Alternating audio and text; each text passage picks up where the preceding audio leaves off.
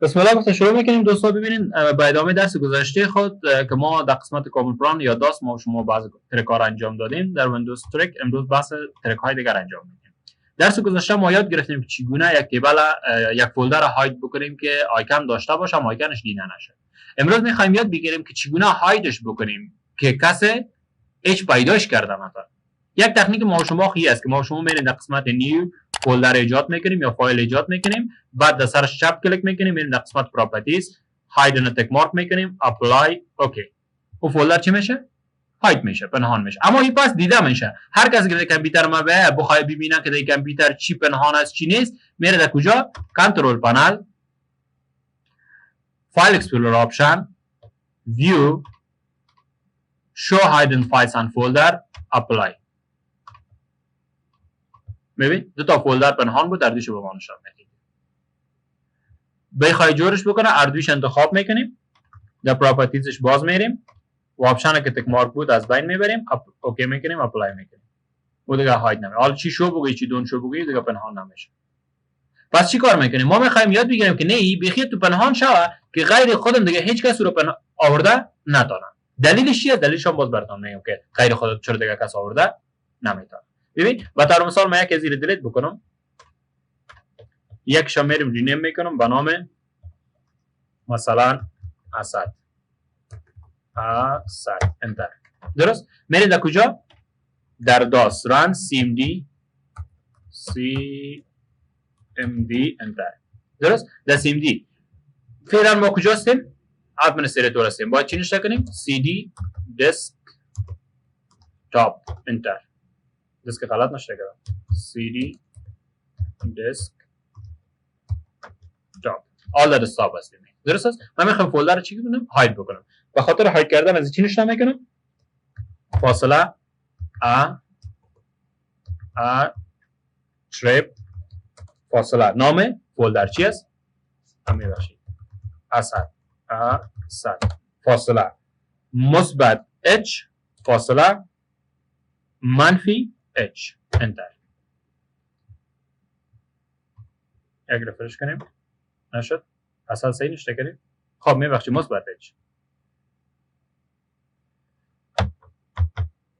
مثبت H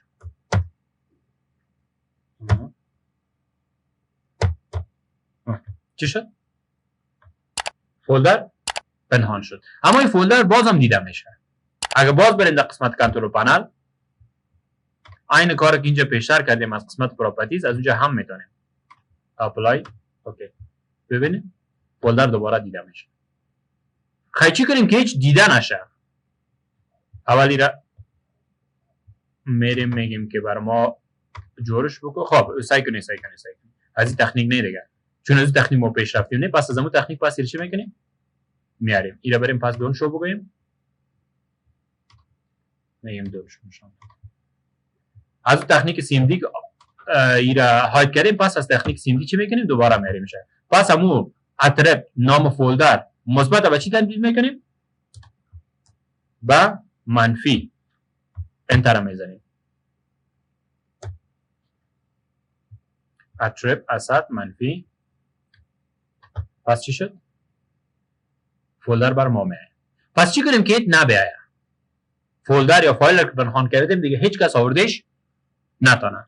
باز میریم در موقعیت که هستیم. با طور مثال ما کجا هستیم؟ دسکتاپ میریم. در دسکتاپ نشته میکنیم چی؟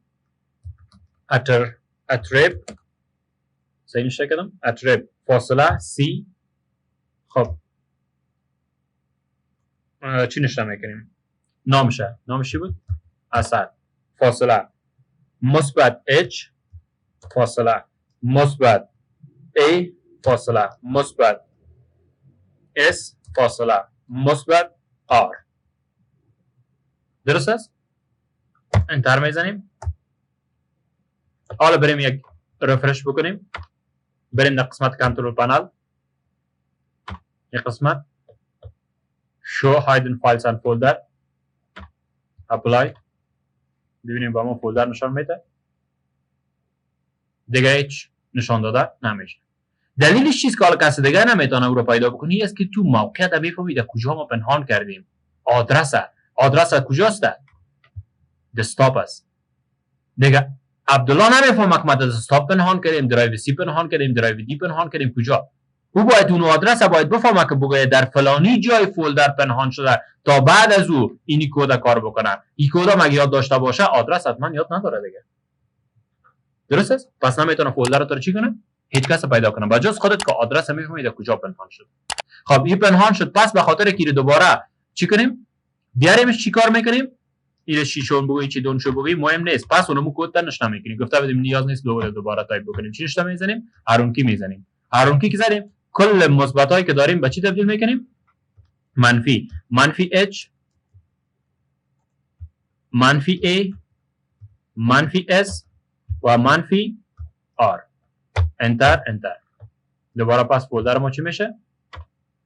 نه. اینجاش مونده دارم. اون یک سلش هم اینجا خورد. خب اینو پاک میکنیم. منفی منفی منفی منفی. اینجا یک دانش ماند.